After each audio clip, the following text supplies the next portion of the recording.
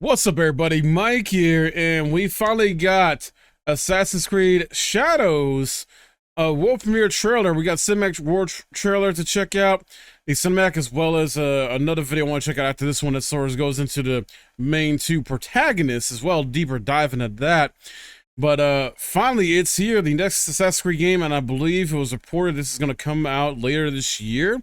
There's like a rumor, speculation on that, which would be good, honestly. I mean, Ubisoft is about to release, in collaboration with the Evil Empire, with the Rogue Prince of Persia, like a roguelike game later this month. We got Star Wars Outlaws later in the year, and Assassin's Creed Shadows that may, essentially round out like their kind of like last big game of the year in a sense. So that seems pretty good.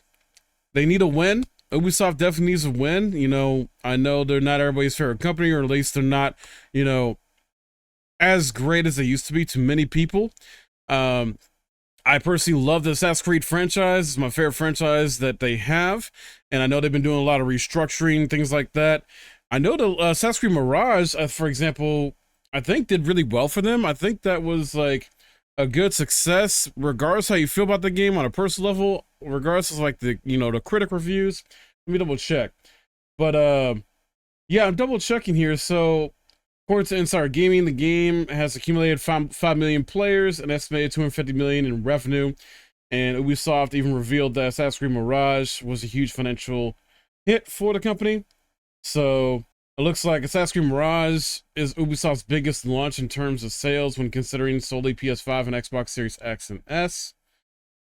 So yeah, and I played Assassin's Creed Mirage. I felt it was, a nice sort of return to form in some ways. Didn't really innovate, the formula when I just kind of went back to its roots in a bit, in a way, in a sense. So I really enjoyed it.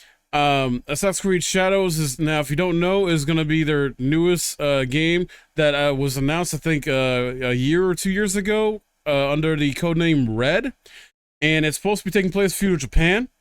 So we're finally getting an Assassin's Creed game set in Japan. Now this is already going to, be compared to Ghost of Tsushima and even Rise of the Ronin that came out like literally earlier this year, like a month ago. And so you kind of can't help but feel like, okay, yeah, it's going to possibly, well, not possibly, but it's definitely going to be compared to those games. And we'll have to see how it shapes up. Hopefully the gameplay is good.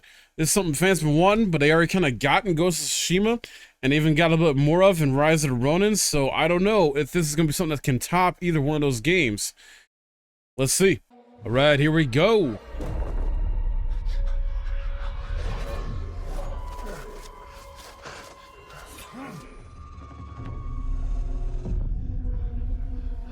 Who are you? Who do you serve? Shinobi? We're ninja? All I have ever known in my life. Our land. Our customs. My family. Burns in the name of unification. Okay.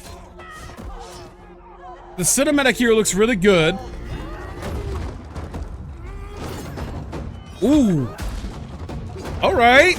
This is hype.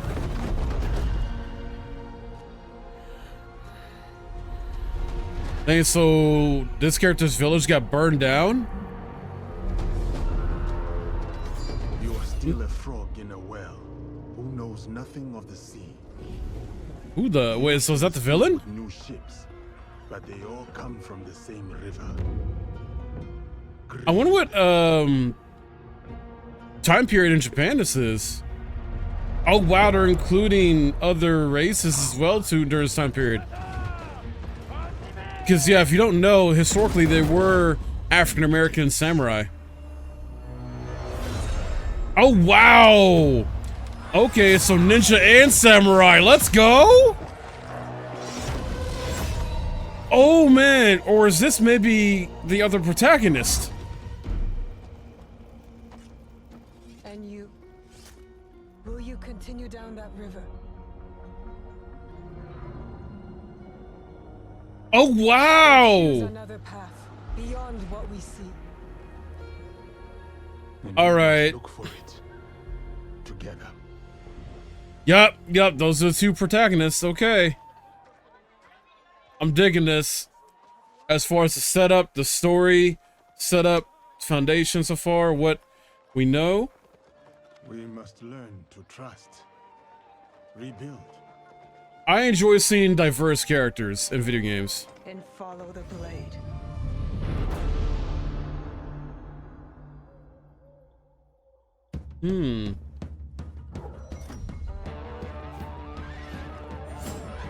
Oh, that's sick.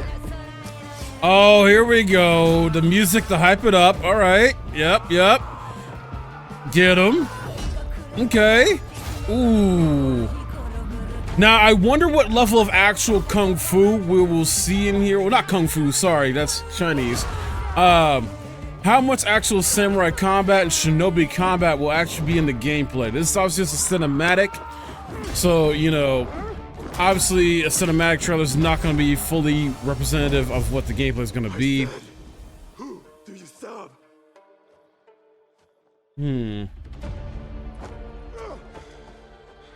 We are the shadows. That Ooh. serve the light. Yep.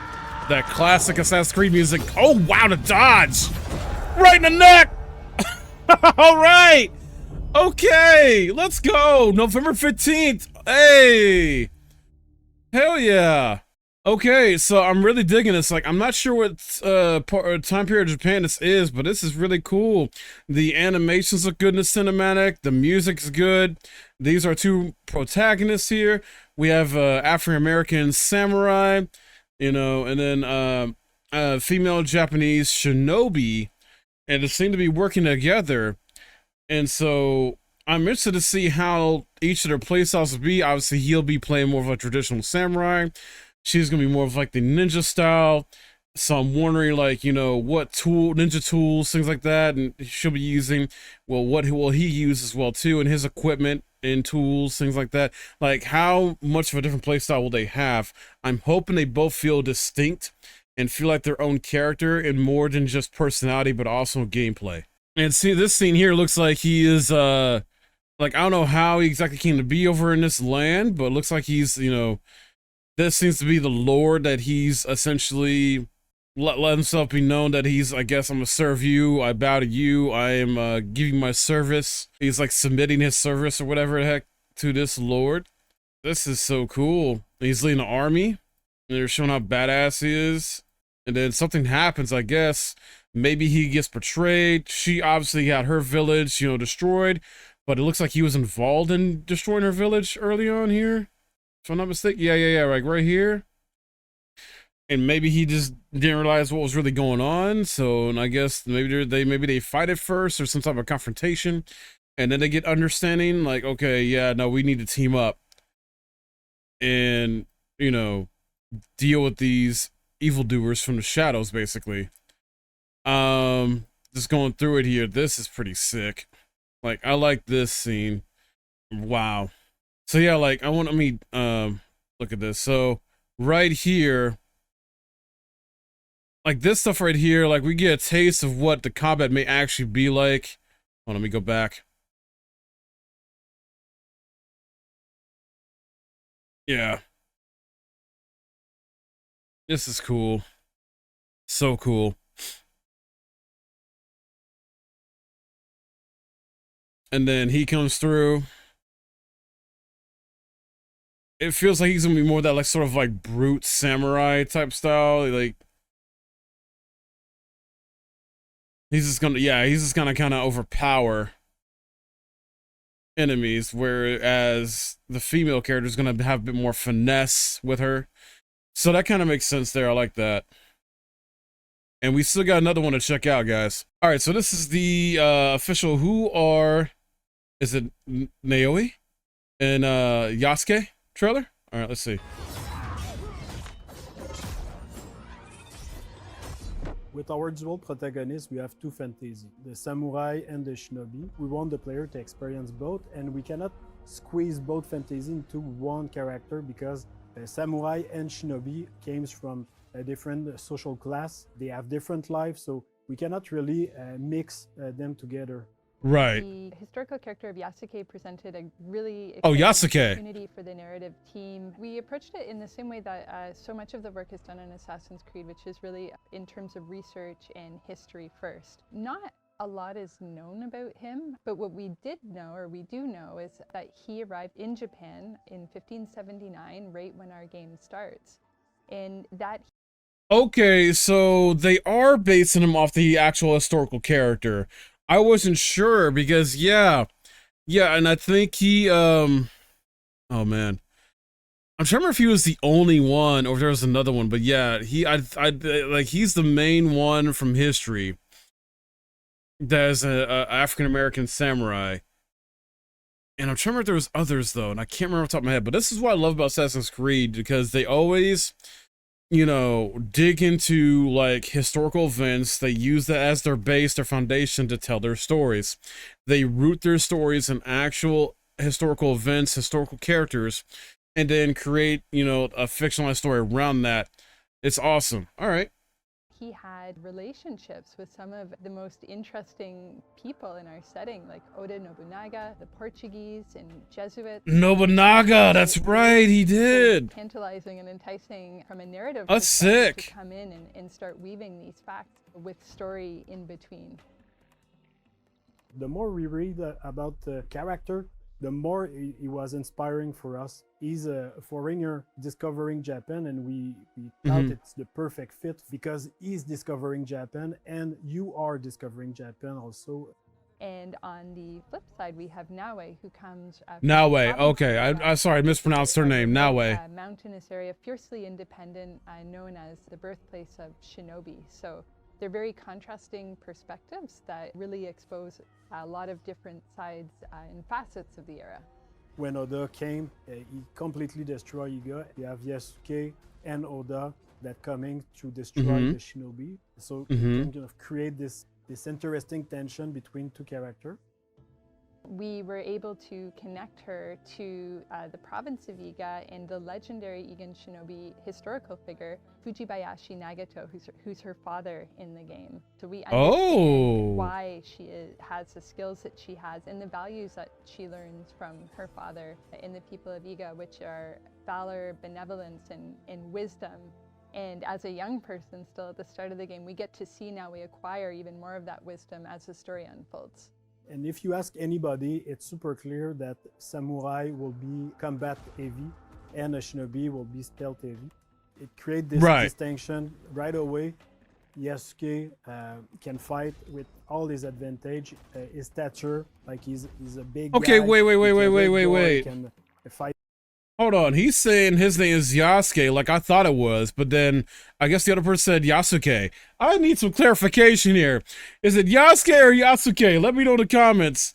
Anyway. With multiple enemies, he can break armor. Compared to Naue, like her character and their outfit, it's really about being stealth, being unseen. She's the only one with the hidden blade, so they have clear advantage that put them into the stealth and the combat.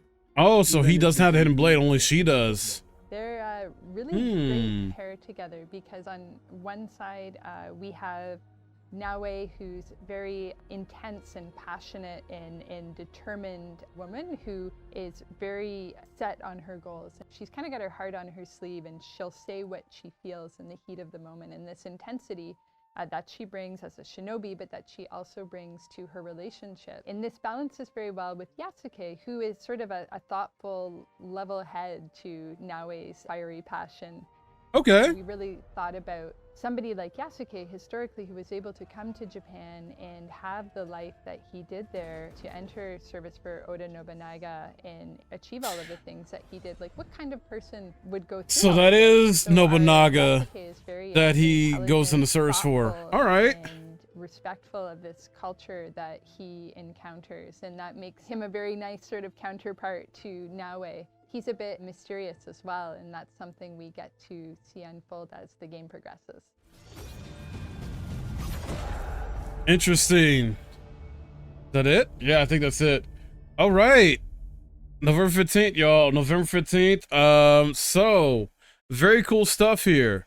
Very, very cool. Really digging this. I like how they're doing the dual protagonists a bit differently here. They're doing it again, obviously, as they've done it before. With what, Valhalla, they did that.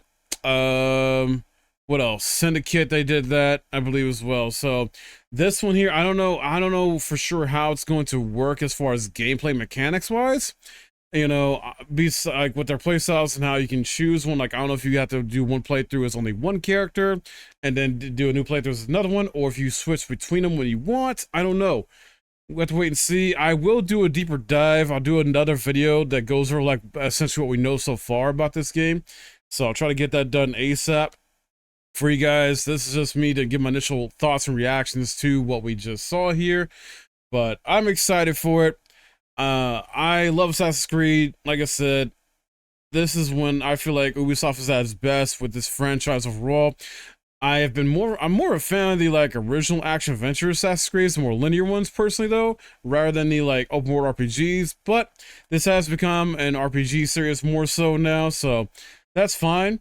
I'm just hoping that they, you know, execute it well. I want them to have a win with this game.